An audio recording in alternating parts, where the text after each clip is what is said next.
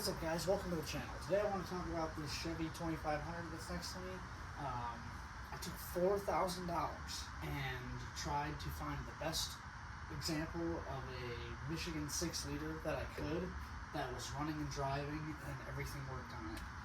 So I'm kind of going to go over what you can get in kind of the tri-state area, Indiana, Ohio, Illinois, Michigan, for around $4,000. If you're looking for a four-wheel drive truck, especially a heavy duty or even a 1500, they'll kind of be comparable in price. So we're going to go over what's wrong with this $4,000 truck today.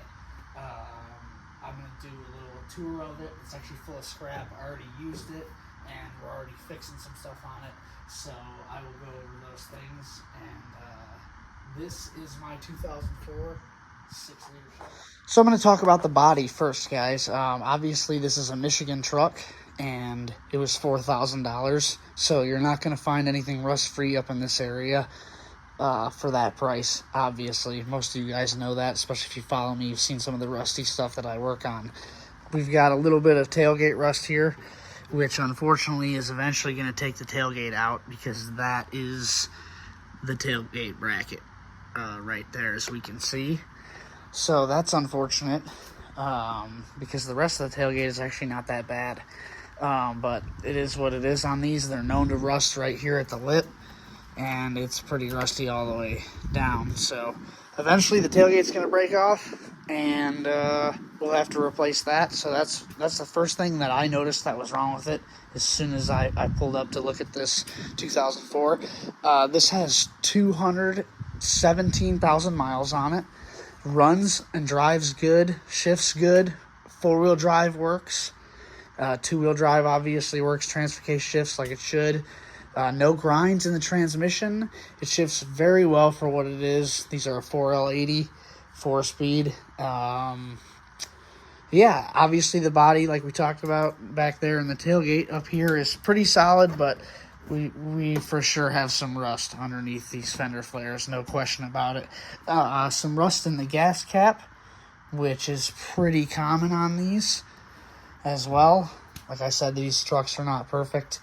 Body's not too bad on it. It does have some slip covers on the rockers, which make it look nice, but as you can see, the door is starting to rot, which means the rockers are starting to go. So tires are good on it, with the exception of the front right. That tire has, he ran it for a while with a bad alignment, so it kind of chowed that front right tire, which I'll show you. Nothing too major up here. Fenders are obviously, going to be rusty up in the fenders there. So front clip is in good shape.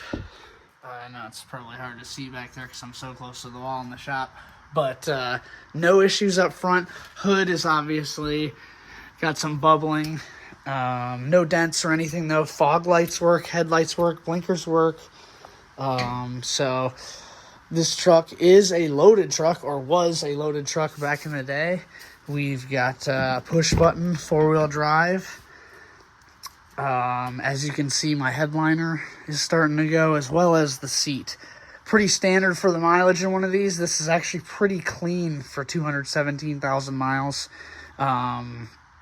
And obviously $4,000. We've got our heated leather seats. They actually work on both sides. However, that side, only the back heat works. That's pretty common in these. The circuit boards in these are actually, the heating element is right beneath the pad of the seat, and they're known to short out. They overheat, and then they start turning on, but they'll instantly turn off. In a lot of cases, that's the most common thing I've seen. So this does have a nice Kenwood that the guy linked the factory steering controls to, so that's nice. A lot of trucks like these, usually if it's got an aftermarket radio, the steering wheel buttons do not work. So I believe he's replaced the fog light switch. 4-wheel drive works. Like I said, the 4-wheel drive low does not work. There's something going on with the transfer case. It does not want to engage. And I'm not sure if it's because of the transfer case itself, or it's possibly due to the switch or the park reverse neutral safety switch, which is on the transmission. To be in 4 low, it has to be in neutral, and for some reason it attempts to put it in 4 low, but it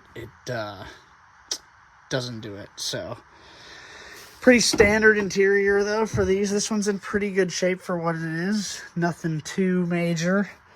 Like I said, the seat's kind of ripped, but they function, and the heat works, which I'm guessing he replaced the heating elements in them, because most of the time at this mileage and age they do not work. So here we've got our slip covers, as I was talking about. So obviously underneath, just like the door, you know that the rocker is totally blown out. So we'll go around to the other side.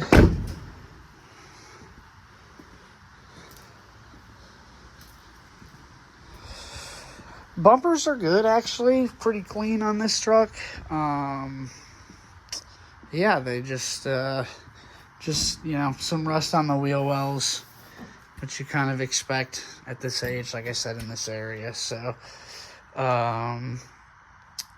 you know, open the passenger door here. So, passenger side super clean on the inside. Really, really nice on the inside. And when I got it, this door was tough to open, but I actually just, you know, took a can of PB Blaster and loosened up the hinges on them, and it's been good since. So, nice door panels. It's really not a bad truck for $4,000, besides the driver's seat wear and the fact that the headliner is, you know, starting to sag. It seems to be good. The dash is not cracked. Everything works on the interior that I can figure out. It is fall here, and so I haven't been able to find out if the air works, really. I'm guessing not. I'm guessing that it doesn't, but that'll be something I look into next season. But yeah, everything in the interior works. And like I said, the body, besides being rusty, doesn't have any major dents or really anything going on with it. Like I said, this tire's a little worn out. It's kind of hard to see that, but it's definitely wore out. So yeah, so it's in good shape for $4,000. Like I said, that tailgate is going to be an issue at some point. So now I'm going to go over a couple other things that I noticed with it. Driveline wise, when I look at these, I always look, have they had ball joints or control arms? This one's had this one's had ball joints, but the control arms are factory, I'm guessing, based on the condition. So that's something to note, definitely, when you're looking at these in the front end. At least have them have had ball joints at this mileage, because if not, they're going to be totally blown out. So another thing, a very common 6-liter thing, is that it needs exhaust manifolds or headers. That's just a common thing with these, and so we'll probably get to that at some point this winter and address that, probably with some headers, just because I don't really, stock manifolds are great and everything and cheap, but they tend to have the same problem, and you're already in there. So this side as well, everything seems to be pretty original, except for it's had ball joints and brake lines. As you can see, the brake lines there are new. So it did have valve cover gaskets at one point. I'd like to pop the hood, show you guys underneath. So like I said, it's had valve cover gaskets, which is a good sign. It means somebody at least was looking underneath the hood and paying attention to the oil a little bit. There's my Duramax right there, same year Duramax. I'm going to do a video on that truck later and what that thing's cost me and kind of where I was at when I bought it. But the hood.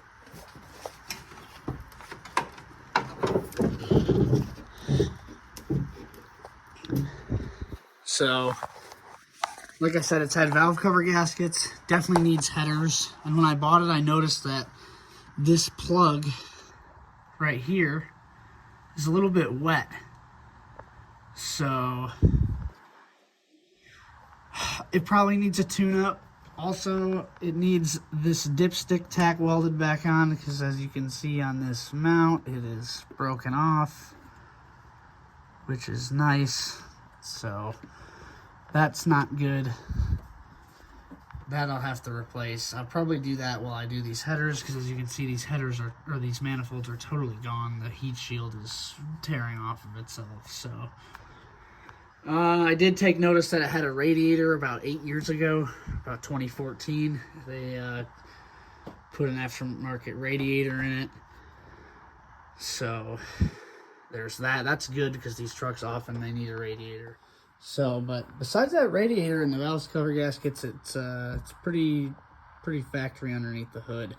So I'm going to be doing another video on this, but it actually has an oil leak, and that's pretty common in these. A lot of times the rear main seal leaks in these, and that's very common. But I actually am in the process of changing the oil filter adapter gaskets, which is actually this guy right here, which I think is the oil leak. I don't think the rear main leaks on this truck.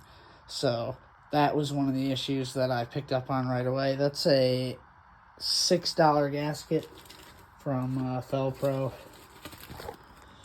So we're going to be doing a video on this, changing that gasket and everything. But that's pretty much it for my $4,000 2004 6-liter Chevy 2500 4-wheel drive. These trucks can be had. They're good engines. I believe this is an LQ4, and they're good, reliable trucks. They drink gas, and sometimes they leak a little bit of oil, but they're reliable. And I just bought this as a winter backup truck, just to have in case the Duramax goes down. But this is about what you can have for $4,000 here in Michigan. So, like I said, it runs and drives good, and everything works in it. So it's needed a few small things so far, like this oil gasket, little stuff that's really simple to fix and really easy to work on if you just have a basic set of tools. Basically, these trucks are very simple. So that's it for this $4,000 truck.